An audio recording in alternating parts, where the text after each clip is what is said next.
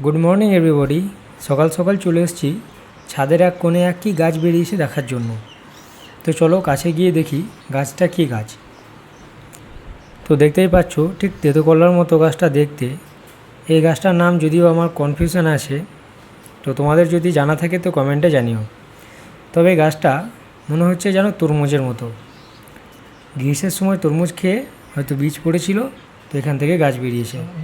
তো এখানে যদি গাছটা রেখে দেওয়া হয় তো এই গাছটা 100% হবে না। তবে এখন যেহেতু ঠিক বর্ষা ঢুকবো গ্রীষ্মের শেষে, আর ওয়াটারমেলন তো গ্রীষ্মেরই ফল, তো যাই হোক এই গাছটা যদি আমি এখন লাগাই তবুও ফল পাবো না। কিন্তু যারা গাছ ভালোবাসে তা সে যে গাছই হোক না কেন সে তুলে ফেলতে পারে না। তাই আমিও সকাল সকাল চলে এসেছি এই গাছটাকে ঠিক আমি নিচে লাগানোর চেষ্টা করব। এই নোংরা আবর্জনার মধ্যে গাছগুলো হয়েছে, তো এটাও তুলে নেব। তো দেখতেই পাচ্ছ এটাকে একটু তোলা একটু সমস্যাই হচ্ছে। চলো এটাকে ফাইনালি তুলে নিয়েছি, একটু বাকি আছে।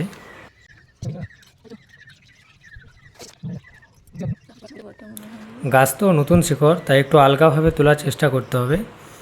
তো দেখো ফাইনালি আমার গাছ তোলা হয়ে গেছে।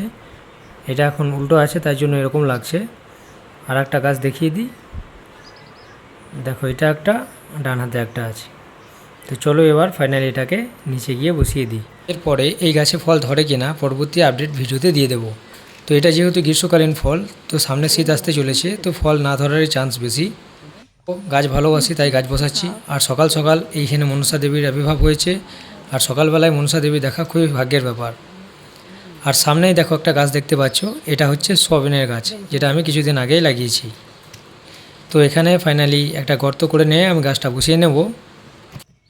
তো দেখো আমার গর্ত করে গাছটা বসিয়ে দেওয়া হয়ে গেছে।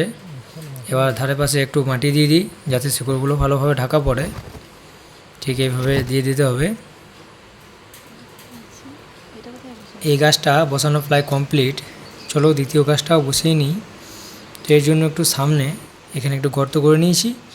এবার গাছটাকে ঠিক বসিয়ে দিই। এই গাছের জন্য বিশেষ গর্ত করা প্রয়োজন হয় না, কারণ এটা গুচ্ছ মূল টাইপের হয় এবং এটা ঠিক সাইডেই মূলগুলো যায়। তো দেখতেই পাচ্ছ এই গাছটাও বসানো কমপ্লিট হয়ে গেছে। এবার পরবর্তী আপডেট তোমাদেরকে ভিডিওতে দেখিয়ে দেবো। তো ভিডিওটা যদি ভালো লেগে থাকে ভিডিওতে একটা লাইক করে দিও।